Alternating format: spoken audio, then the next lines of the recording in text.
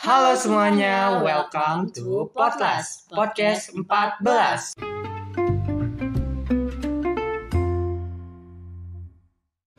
Nah, jadi di episode pertama ini bersama saya Rizky sebagai pembawa acara, dan di depan saya udah ada dua narasumber sekaligus wakil dan juga ketua OSIS SMK Negeri 14 Jakarta ini nih. Tapi sebelum ke narasumber, saya mau jelasin dulu nih kenapa sih kali ini pembawa acaranya cuma saya.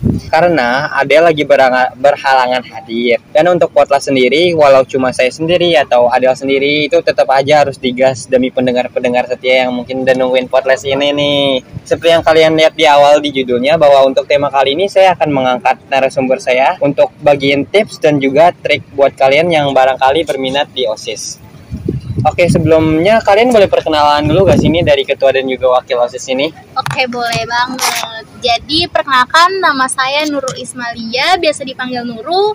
Saya ketua OSIS periode 2022 dan 2023. Oke. Nah, biasa yang udah kenal saya pasti tahu saya kok. Siap. Nah, sekarang perkenalkan, saya Safira Jenika. Saya selaku wakil ketua OSIS periode 2022-2023. Saya mau nanya nih sebelumnya, kayak ada gak sih perbedaan hidup kalian dari sebelum jadi ketua dan wakil menjadi setelah ketua dan wakil ini? Kira-kira kayak gimana? Kalau saya itu kan di SMP belum jadi OSIS ya, karena kehalang pandemi juga.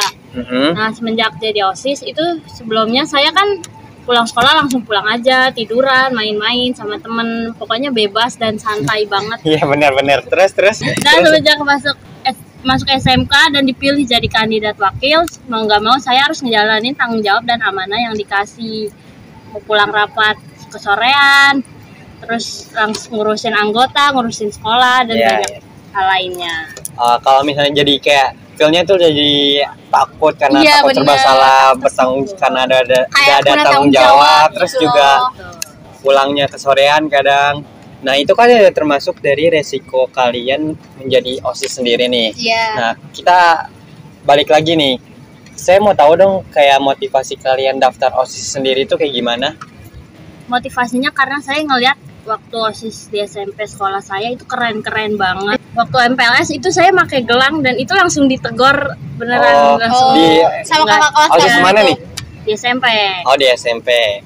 Terus saya ngerasa tuh kayak keren banget.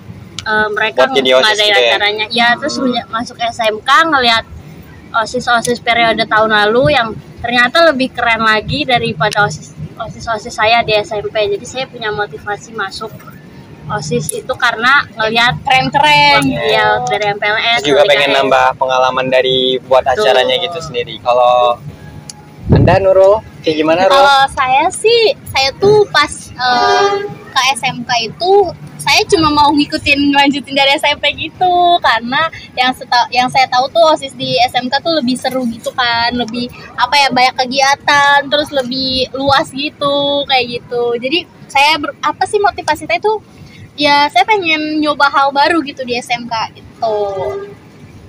Nah, ngomongin motivasi ini saya penasaran banget nih. Kalau tadi kan motivasi kalian sendiri buat jadi OSIS. Nah, kalau ini saya mau nanya kayak perjalanan kalian untuk daftar OSIS kayak gimana? Kalau misalnya kamu kan untuk Nurul sendiri itu kan kayak terhalang pandemi juga. Itu kan betul. Caranya tuh daftar OSIS kayak gimana? Apakah lewat online atau gimana? Kan beda banget sama Safira yang udah offline gitu ya. Kalau ini mau siapa dulu nih yang mau jelasin nih? Aku dulu gantian. Ada Nurul dulu. Waktu itu tuh saya nge-start akunnya OSIS SMK 14. Waktu itu kan waktu itu angkatan saya itu kan ada mentor gitu kan, mentor kelasnya masing-masing sebelum kita masuk ke grup kelas kita kan.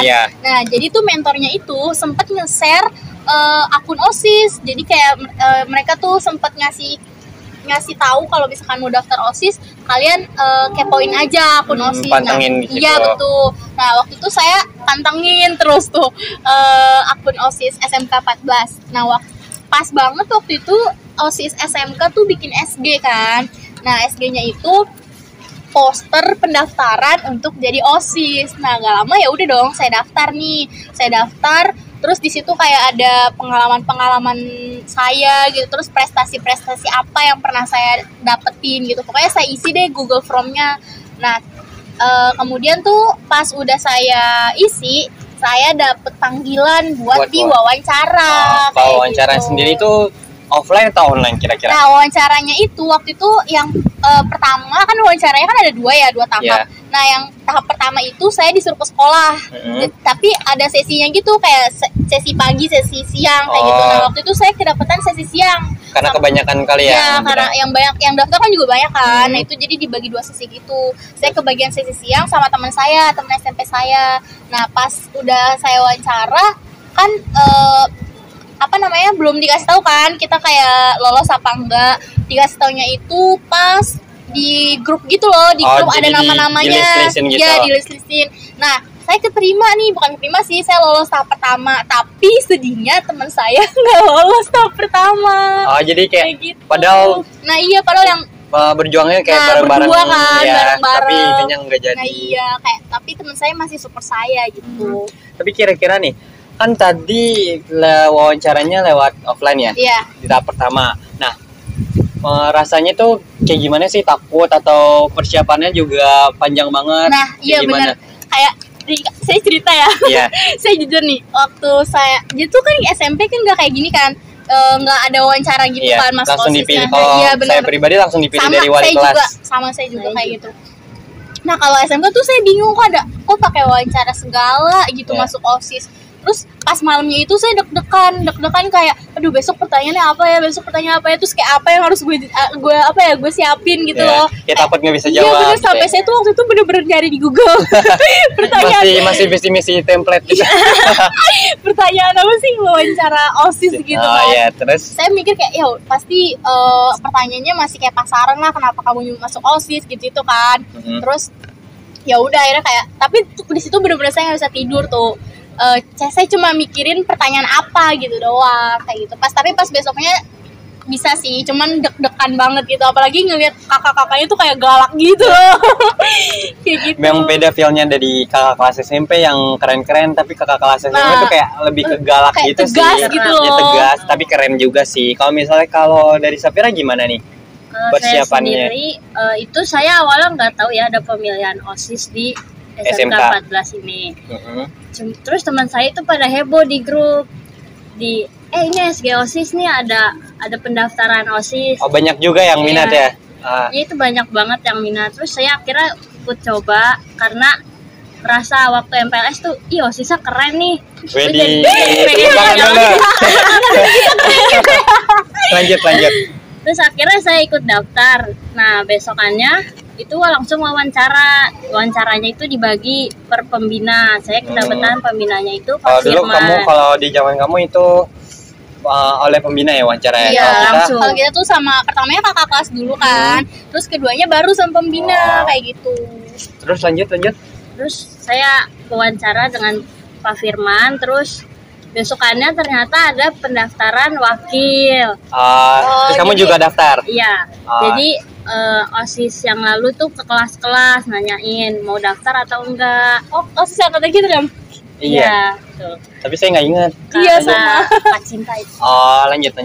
Terus teman saya pada ya udah ikut aja gitu. Akhirnya saya mendaftarkan diri, terus besokannya langsung ngasih CV, terus wawancaranya itu saya langsung dengan Bu Hena, Bu Eva sama Pak Bara. Itu maghrib langsung. Besokannya langsung pengumuman keterima atau enggaknya. Cepet juga ini. Terus lanjut. Itu ngebut banget. Terus akhirnya saya besokannya langsung dipasangin sama Kak Nurul ya. Iya, dipasangin gitu, kayak dipanggil ya. Langsung dipanggil gitu. Kayak chemistry langsung diginiin. Iya, langsung disatuin gitu. Nah, tadi saya sempat dengar kalau misalnya kata teman kamu ikut aja. Ini jadi kamu tuh daftar jadi wakil emang kemauan kamu sendiri atau karena dorongan dari teman-teman kamu juga kayak suruh ikut paksa gitu, atau teman-teman kamu juga pengen ikut jadi wakil? Dua-duanya sih. Jadi jadi kan teman saya ada yang daftar nih. Terus saya awalnya masih takut gitu, masih ragu. Takutnya saya belum bisa ngejalanin tanggung jawabnya. Terus teman saya itu katanya ya udah ikut aja daripada penasaran loh gitu. Jadi saya akhirnya ikut daftarin diri. Penasaran menjadi wakil juga. Manifesting itu namanya. Nah, sebelum ke pertanyaan selanjutnya, saya mau jelasin nih ke kalian kalau kita tuh emang agak keganggu ya sama suara-suara angin gini, tapi nggak apa-apa karena di sini emang vibes-nya enak banget karena kita lagi di outdoor gitu. Enak banget. Iya, jadi feel-nya enak buat ngobrol. Kalau kalian mau tahu kita lagi di mana, kita lagi di lantai 5 rooftop City Plaza. Kalau kalian mau nongkrong bisa ke sini. Jadi sebagai tanda terima kasih karena kita udah dipinjemin tempat. Nah, kita langsung aja ke pertanyaan selanjutnya nih. Kira-kira kalau tadi kan resikonya udah dijabarin kayak pulangnya agak sore, terus juga takut serba salah karena ada tanggung jawab. Iya, betul. Nah, boleh disebutin gak sih sisi-sisi positif yang kalian dapetin atau benefit-benefit yang kalian dapetin pas masuk OSIS ini? Mau dari siapa? Dari siapa dulu nih? Dari Sapira gantian. Enggak, sweet. Sweet. 1, 2, 3. Udah Sapira. Dari saya dulu jadi. Iya, benar. Pastinya banyak hal baru yang saya dapetin ya. Jadi yang sebelumnya nggak ngerti cara ngurus acara, sekarang harus ngurus. Dan mau nggak mau tuh harus bisa. Itu bener banget. Banget. Karena di SMP kita nggak dikasih beda banget gak sih? Nah iya, itu tuh cuma guru gitu kan yang ngejalanin, terus kita cuma kayak dibantu-bantu doang. Malah kebanyakan dibantu oleh komite. Nah, benar gak sih? Benar. Terus lanjut Sapira.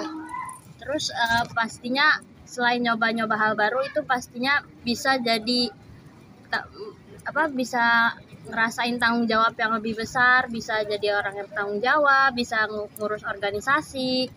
Terus bisa yang paling penting tuh public speakingnya ya, pasti itu meningkat banget karena OSIS kan mau nggak mau harus bisa public speaking. Terus Benar. Terus bisa bersosialisasi dengan cepat. Iya, apalagi humas ya nih. Iya.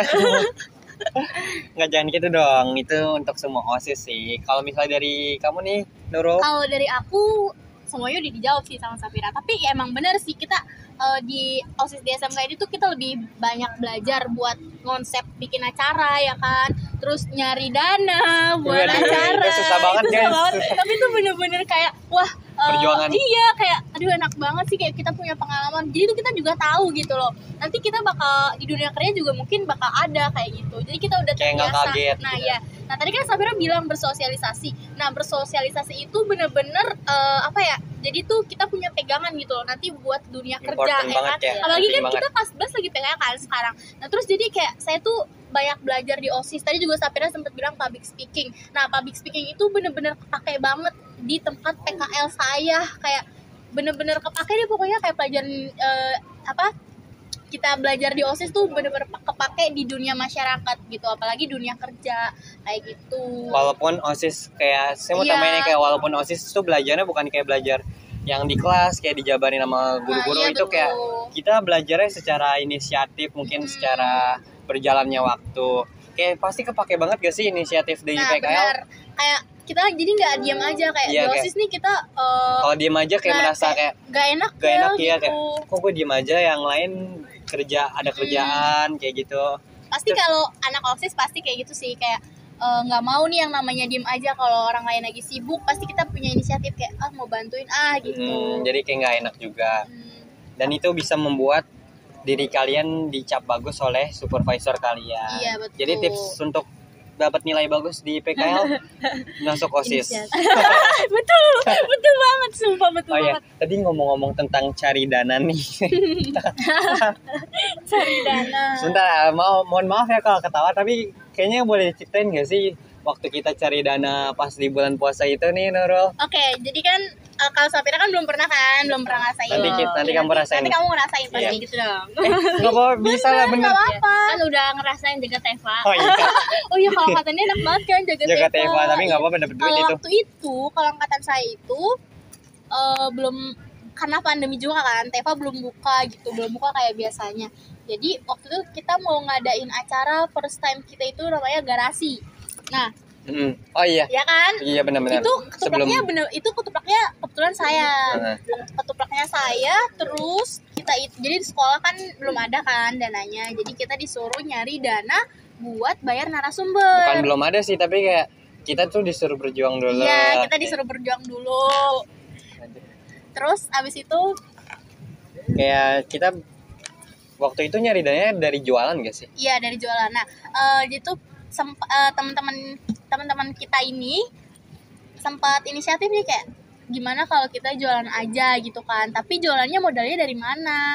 Waktu itu saya sempat ngasih ide kalau modalnya itu dari uang kas aja dulu gitu kan, talangin pakai uang kas. Tapi saya sempat berpikir juga ya udah pakai duit kita sendiri aja dulu. Tapi kan kalau misalkan pakai uang kita sendiri takutnya kan takutnya ngebebanin kan. Ya, terus juga itu termasuk pungutan liar ya guys. Iya betul, nggak boleh ya. Jadi kayak ya udah saya ngasih ide kalau kita tuh pakai uang kas aja. Nanti kalau misalkan kita udah balik modal, nah baru tuh uang kas kan bisa diganti kan dari uang yang hasil kita jualan itu. Nah waktu itu tuh kita jualannya nggak bikin sendiri. Jadi saya mikir lagi nih, yang gimana gitu ya? Iya, gimana caranya kita bisa jualan tanpa kita itu bikin makanan atau bikin produk gitu. Nah akhirnya saya mikir waktu itu kan viral tuh ya makanan keripik kaca. Kalian tahu kan keripik kaca? Iya, itu enak banget sih, sampai sekarang juga masih viral. Tapi tuh dulu bener-bener lagi viral banget loh ya waktu pandemi. Jadi saya kepikiran tuh kayak kita jualan keripik kaca aja nih, tapi nggak bikin. Gimana caranya nggak bikin? Akhirnya kita itu jadi reseller gitu. Nah kebetulan teman saya itu jualan keripik kaca. Saya bilang dong ke teman saya, gue mau beli keripik kaca tapi dengan jumlah yang banyak, cuman bisa gak dikurangin dikit karena ini juga mau dijualin lagi gitu kan. Terus akhirnya teman saya berbaik hati ngasih lah ya kan. Terus akhirnya waktu itu kita sempat jualan keripik kaca itu dengan harga berapa? Saya lupa. Kalau nggak salah goceng ya? 5.000 kita jualin. Terus dari teman saya itu harganya 4.000. Jadi kita untung 1.000. Dan itu juga udah banyak sih pembeliannya. Kayak satu orang 5 keripik kaca. Waktu itu saya targetin gitu loh. Kayak kan OSIS kan ada 20 orang nih. Nah jadi tuh satu orang itu kebagian 5 piece dalam satu hari. 5 piece ya? Iya 5 piece. 5 piece dalam satu hari. Jadi tuh harus habis gitu loh. Mereka harus habis ngejualin 5 piece itu dalam satu hari kayak gitu. Jadi kita kemungkinan untung satu orang 5.000. Iya. Waktu itu tuh sempet kumpul 500.000 kalau nggak salah.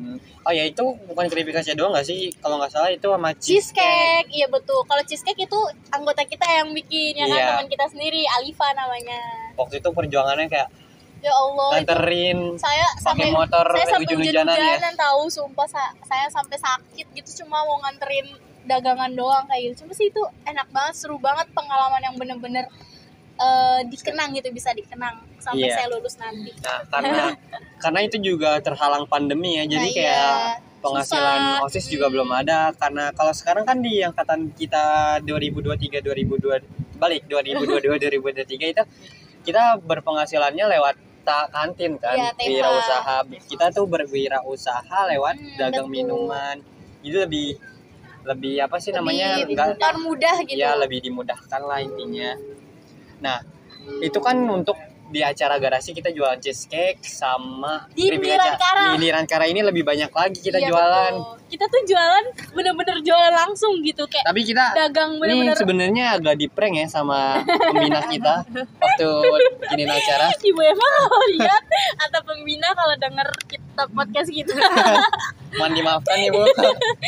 Enggak, Kobo ini hanya fiktif belaka. Iya, ini kita berbagi cerita kan. Iya benar. Siapa tahu yang lain tuh terinspirasi dari kita. Waktu itu kita bener-bener jualan kan, kayak pasang meja di depan sekolahan, Pira. Kita pasang meja depan sekolahan. Terus kita waktu itu puasa kan jualannya. Nah kita tuh jualan cappuccino cincau, terus es jelly, es langka. Itu tuh kita panjang, bener-bener kita panjangin. Terus kayak ya Allah beli kayak ada sama kayak gitu, super rame banget sumpah. Terus pas ada yang beli kita seneng banget.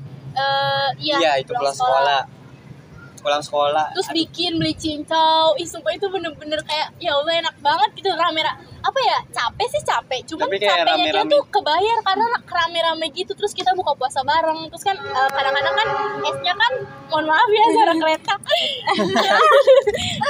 kan kadang esnya tuh nggak habis kan, jadi kadang-kadang esnya itu buat kita buka puasa. Sumpah itu feelnya beda banget. Kita tuh kayak abis nyari uang hasil keringet kita sendiri, terus kita minum dagangan kita. Itu beda banget. Seru banget ya, karena itu nggak udah kayak ada yang beli tapi emang mungkin tersisa, jadi kayak daripada sayang buat kita aja. Iya, daripada mubazir kan. Dan terus istilahnya kita udah beberapa minggu atau beberapa bulan sih, minggu lah ya kita jualan. Oh iya, minggu. Terus tiba-tiba pas sebelum acara tuh kita kayak udah panik nih, ya ini dana belum kekumpul segini, terus acaranya gimana, terus tiba-tiba pas rapat kita ternyata di prank kalau dananya itu udah ada. Iya betul, kayak antara sedih sama seneng, bener gak? Iya benar, di situ udah pada banyak yang nangis gak sih? Iya, kayak sedihnya tuh kayak ya Allah kita tuh sampai begini loh kayak jualan, tapi kayak nggak apa-apa. Terus senangnya tuh kayak ya udah alhamdulillah uangnya udah ada gitu kan, jadi kita udah nggak kepikiran lagi. Tapi jadi keinget tahu waktu itu, kalau kalian mau tahu ya, bulan puasa itu bulan saya lahir. Nah di situ saya di prank. Sumpah itu bener-bener takut sih, terus kayak nangis. Tapi emang saya salah di situ, tapi iya, sekaligus di prank. Tapi kayak feelnya jadi beda. Seneng sedih gitu kan. Iya, bukan seneng sih, jadi kayak lebih tegang. Tapi seneng kan di iya, surprisein. Kenangan banget. Bener. Nanti kamu juga harus coba sih jualan nanti pas itu bulan tuh puasa. bikin chemistry kita nyatu tahu. Kita aja yang online kita bisa chemistry-nya tuh karena kita kadang bisa ketemu mulu. Iya betul. Main gitu, main di luar OSIS kayak gitu. Bener banget. Nah, balik ke topik lagi nih. Kira-kira setelah kalian lolos masuk OSIS, of course dong kayak lega gitu. Terus yang kalian tahu kan kita pastinya ada rancang-rancang acara, menyesuaikan diri dengan teman-teman, kayak harus profesional. Oh iya betul. Terus gimana tuh cara kalian memanage waktu kalian supaya jadwal kalian tuh bisa seimbang sama yang lain nih? Kayak gak cuma OSIS mulu. Oke, jadi memanage waktu. Bentar nih, saya lupa. Kayaknya dari Safira dulu gak sih? Oke, dan tadi saya dulu kan. Iya benar. Kalau saya sendiri itu manage waktunya itu kayak gimana? Waktunya pastinya yang paling penting tuh pelajaran ya. Betul. Saya selesain dulu nih urusan saya di sekolah tentang pelajaran akademik lah gitu. Akademik. Terus saya baru ke OSIS atau non akademiknya. Terus kalau main dengan teman-teman tuh pastinya selesain dulu akademik dan OSIS ini nih, saya selesain dulu, terus baru saya main ke teman-teman saya. Kalau Nurul, kalau saya kalau PKL ya kan saya nggak ada pelajaran. Kalau waktu itu sih sempet kan waktu online kita di apa ya, GCR ya, Google Classroom. Nah di situ saya sempat tuh tugasnya Bu Eva waktu itu bikin apa ya saya lupa. Nah saking saya nggak mau telat dari deadline, saya nggak mau tuh, saya bawa bukunya terus saya kerjain di ruang OSIS. Banyak banget sumpah anak OSIS yang ngerjain tugasnya tuh di ruang OSIS. Saya gitu. Juga gitu kan. Iya karena tuh itu salah satu cara kita buat memanage waktu. Bukan memanage waktu sih, gimana ya? Biar nggak keteteran juga. Iya, tapi kita masih bisa di OSIS kayak gitu. Mungkin bisa lah nyolong-nyolong waktu dikit buat ngerjain tugas di OSIS kayak gitu. Jadi tuh di kelas kalau misalkan ada tugas saya kerjain nih, saya kerjain dulu. Sebisa mungkin itu harus fokus biar. Kalau misalkan emang lagi genting, lagi penting, misalkan lagi ulangan, itu juga kita nggak keluar.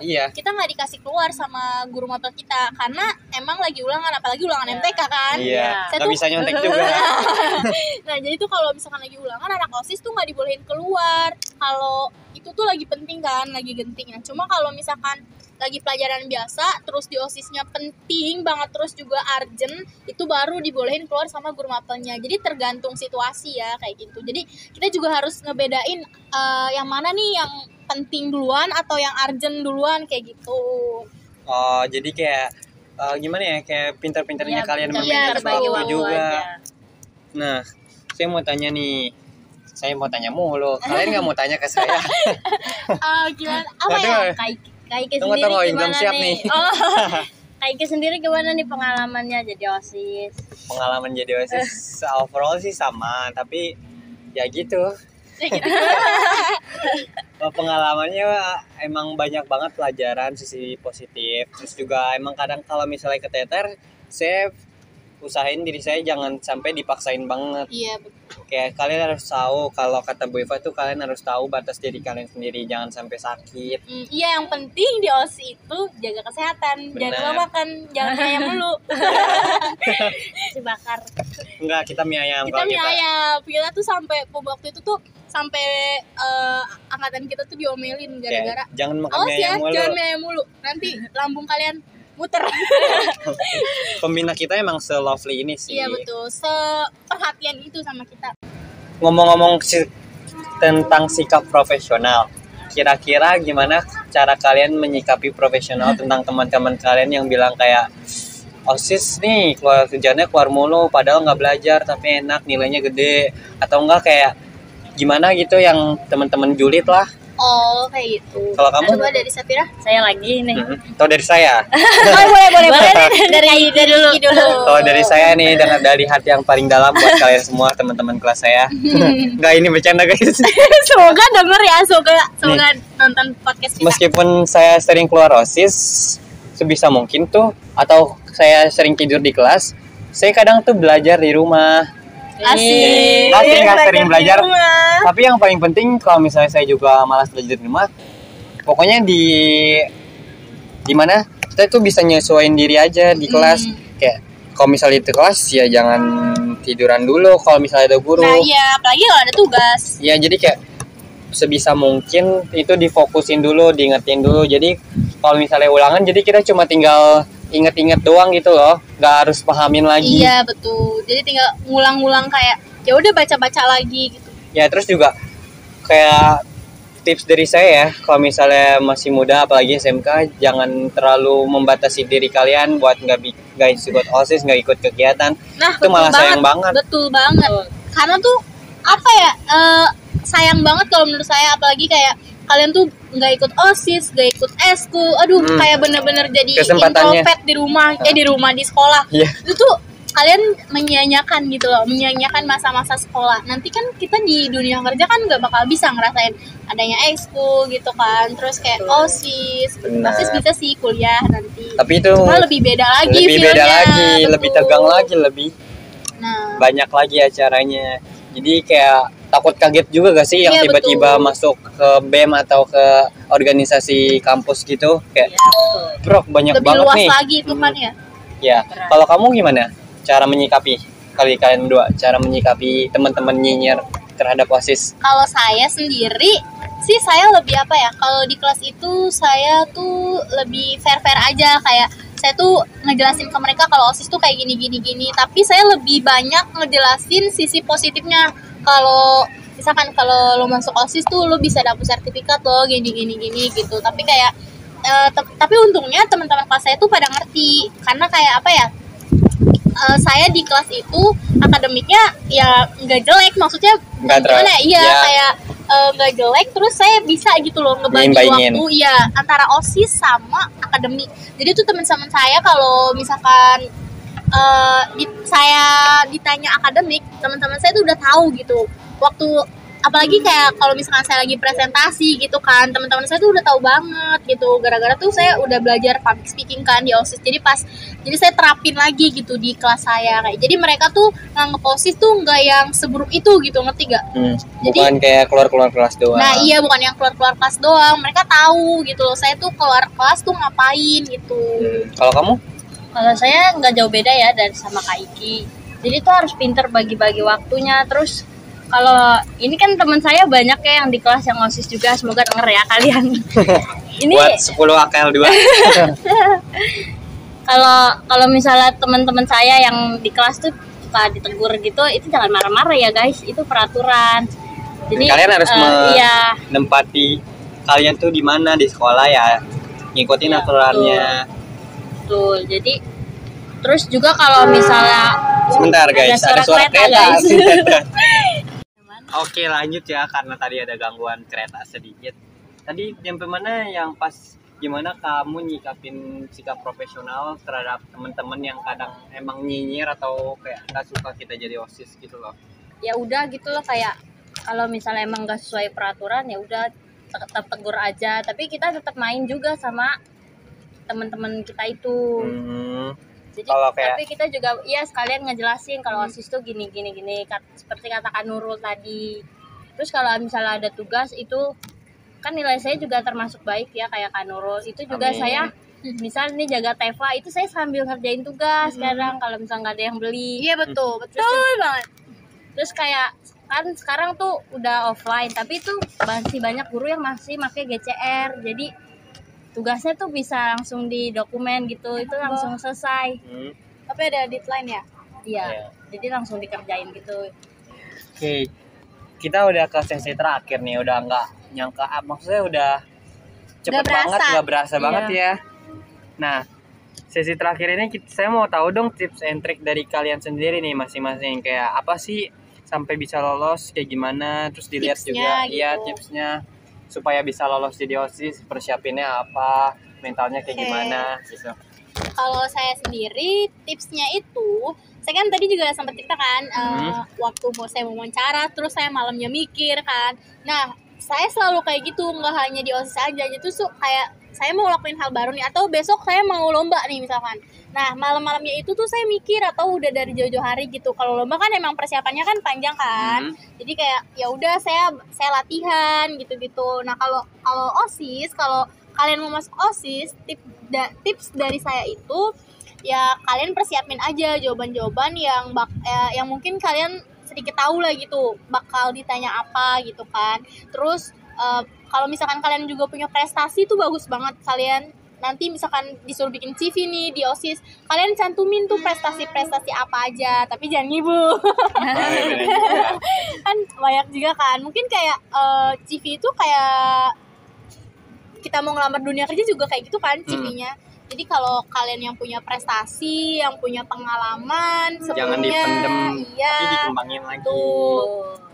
Kalian boleh tulis tuh atau di CV kalian gitu. Terus juga ini bukan sekedar apa ya, tulisan doang kayak prestasi ini, prestasi itu, tapi kalian juga buktiin nantinya kayak gitu. Kalau kalian tuh pernah kayak misalnya lomba public speaking, tapi kalau misalnya kita lihat pas di OSIS-nya nih, pas di organisasinya kok beda sama apa yang dia bilang gitu di CV-nya dia sebelumnya kayak gitu. Jadi terus juga pas wawancara tuh kalian ngomongnya terlalu tinggi, misalkan kayak saya tuh pernah gini, saya pernah gini, tapi pas di lapangannya, pas di lapangannya tuh kalian beda gitu, nggak sesuai pokoknya sama itu apa yang kalian bilang. Ya. Nah, iya betul. Kalau kamu?